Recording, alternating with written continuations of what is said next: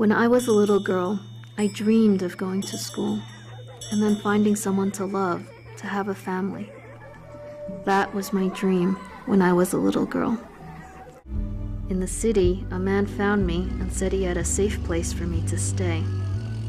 Then he sold me to another brothel. I was required to have 15 men each day. If I did not, I would be beaten and refused food. This is the story of my life. I am now 24, and I am dying from AIDS. For every story like this, there are thousands more, and this wicked oppression exists in every part of the world, especially where women have so few options.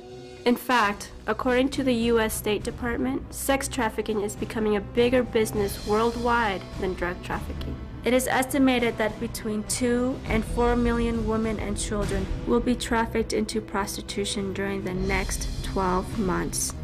And even more tragic is the fact that 2/3 of these girls are sold, coerced, tricked, even kidnapped by someone they know, including family members. Mình không có tiền mình gả về dưới á. I married at a young age. One day when I was 17, my husband told me that he was going to the big city to seek work and that he wanted me to go with him.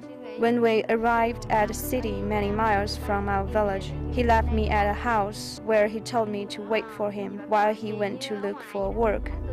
Soon I realized that I was in a brothel and was not allowed to leave. My husband had sold me for $200. And you thought that slavery was a thing of the past. In Cambodia, there are at least 2 reasons. Illiteracy. Most of the women involved in prostitution come from homes where the family members are illiterate. In fact, 80% of the women in Cambodia cannot read or write. Most girls, if they attend school at all, never make it past grade 3, or at most grade 5.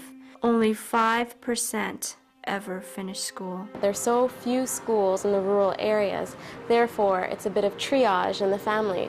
Who will be picked to go? And it's always the boy child. As a result, girls grow up with very few options, and with such limited education and knowledge, they can be easily deceived, falling prey to those who abuse and exploit them. Poverty. Along with illiteracy comes poverty, hopelessness, and desperation. Most live a day-to-day existence from hand to mouth. Parents in a country village are having difficulties providing for their family. A stranger, or maybe a neighbor in the village, says that they know where they can get their girl a job. They promise that she will work for a foreigner in the city and have an opportunity to earn good money. Desperate and unwittingly, the parents agree. Little do they know that their young daughter will be working in the brothel district. Every month in Cambodia, more than 1,000 girls and women are trafficked from the small rural villages to the larger cities, where some are children as young as 6 or 7 years. My name is Sheryl. I'm 12 years old, and I have seen things that children should never see. When I was 7, my mother died. When she was living, she made thatched roofs for people's houses. She was a wonderful mother. I miss her very much. My father was unable to care for me and my little sister, so my auntie took us. She was not a nice woman. One day, she sold me and my little sister to a brothel. I was age 7. My little sister was only 4.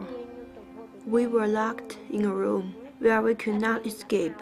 We were forced to watch pornographic movies to learn what to do.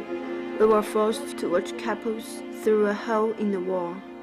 If we refused, they would shock us with an electrical rod. I still have nightmares. And this dark oppression of women is so very far away from the heart of God.